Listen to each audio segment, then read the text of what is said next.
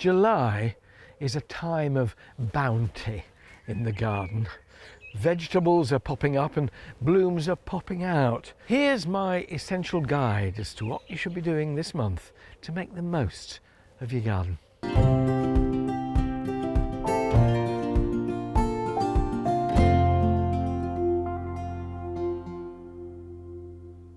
A favourite job of mine this month is taking softwood cuttings of my favourite plants. Plants grow faster in the months of May and June than they do at any other time of year, and they produce shoot tip cuttings that are soft yet firm and which make great propagating material. Plants for free, if you like. When it comes to plants, a personal favourite of mine are pelargoniums, geraniums we call them, but they're distinct from those herbaceous perennials in that they're actually tender shrubs. There are lots of varieties and they're almost all great for taking cuttings from. Look over the plant for stems of reasonable thickness and also a few leaf joints on them. You're looking for a cutting of between 3 and 4 inches long, that's 8 to 10 centimetres. Remove your cutting from the parent plant just above a leaf. You can go over your plant taking 2 or 3 cuttings from each one. Before you prepare your cuttings, get the containers and the compost that they're to go in ready first. I like to use clay pots filled with seed and cutting compost. It's very well drained and not too full of nutrients. Once your pot's ready, you can prepare your cutting. First, remove some of the lower leaves, either popping them off with your fingers or cutting them off with a knife. You're looking to have a leaf or 2 at the top, perhaps 1 large one, and then the shoot tip. Not too many, or the cuttings will find they're losing too much moisture through those big leaves. You'll see here, I've got the balance, I think, just right. I'm turning this cutting into 2 using my knife, so each will have a piece of leaf joint at the base. Make sure your knife is really sharp for this bit. Then repeat the process until you've got 4 new potential plants.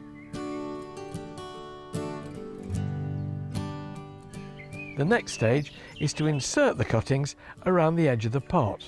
I slide a dibber in, then as it comes out, I slide the cutting into the hole so it sits with the leaves just above the surface of the compost.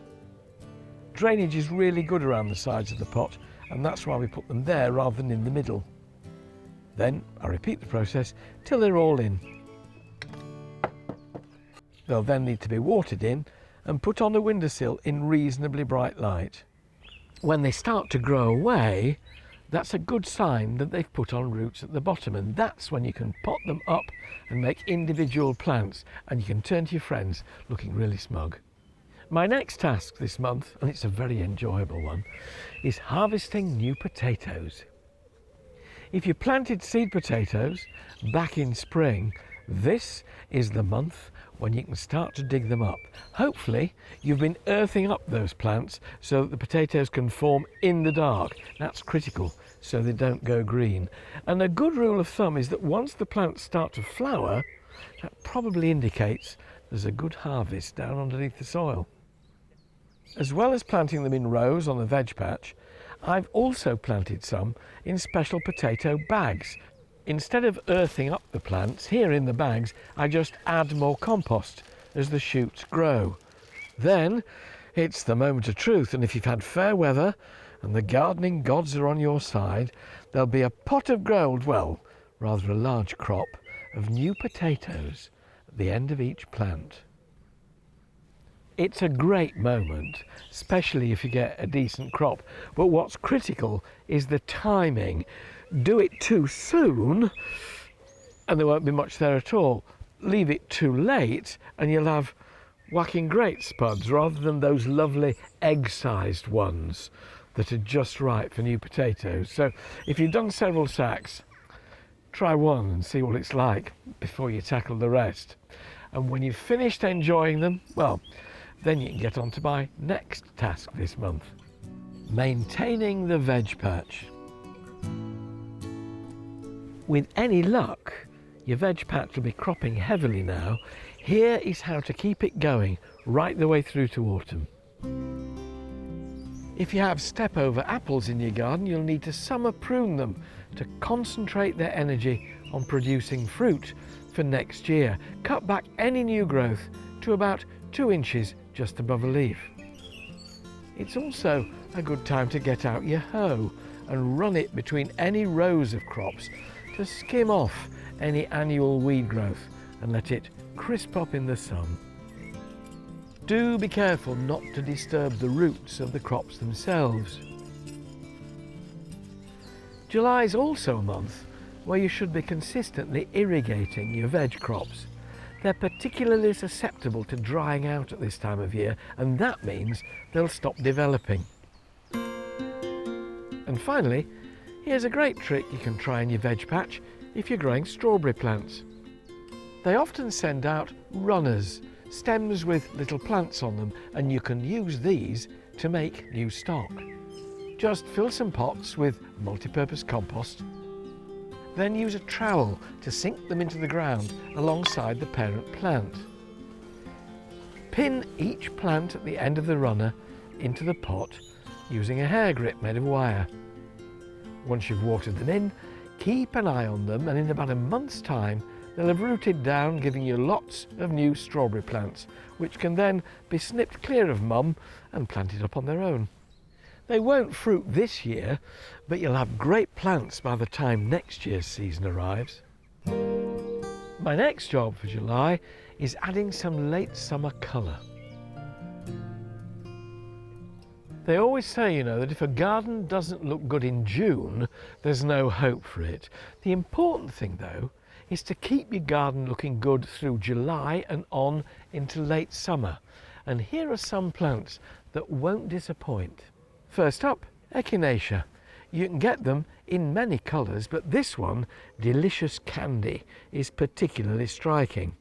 It'll grow to just under 2 feet high, and best of all, it flowers from now right on until September and October. Crocosmia is another good option. This variety, Harlequin, grows to up to 1 metre tall. It has flowers of deep tangerine and lighter orange, and fares best in a warm, sunny spot. Another perennial guaranteed to add late summer colour is the Japanese anemone. You can get them in subtle shades of pink, mauve or white, and they'll flower on until November. By contrast, there's nothing remotely subtle about the red-hot poker, also known as Nymphophea. This variety, Papaya Popsicle, has salmon pink flowers, and it's known for being drought resistant. If you look for it in the garden centre, try and find a plant that has lots of buds at the base. That means it's got lots of flowers to come. Plant it towards the back of the border and it'll make you smile when other blooms have long since faded. The most important thing about planting at this time of year is that you give your plants every chance of success. Work in plenty of organic matter, well-rotted compost or soil improver. Water them well in their containers, and when they've been planted, water them again. And don't let the soil around them dry out. By being kind, they'll romp away and you'll enjoy them right through until the autumn. So there's my little list of jobs for July. Not, I hope, too arduous, and each and every one of them dedicated to giving you a good harvest for your tummy and your eyes. And do remember, above all else, to enjoy yourself in the garden. Pick some fruit, harvest some veg, cut a bunch of flowers and bring them into the house, reminding yourself of just what a garden can give you and how it can enrich your life. That is exactly what gardens are for. If you've enjoyed this video, why not subscribe? I post new gardening videos every week to help make your garden beautiful, productive and a pleasure to be in.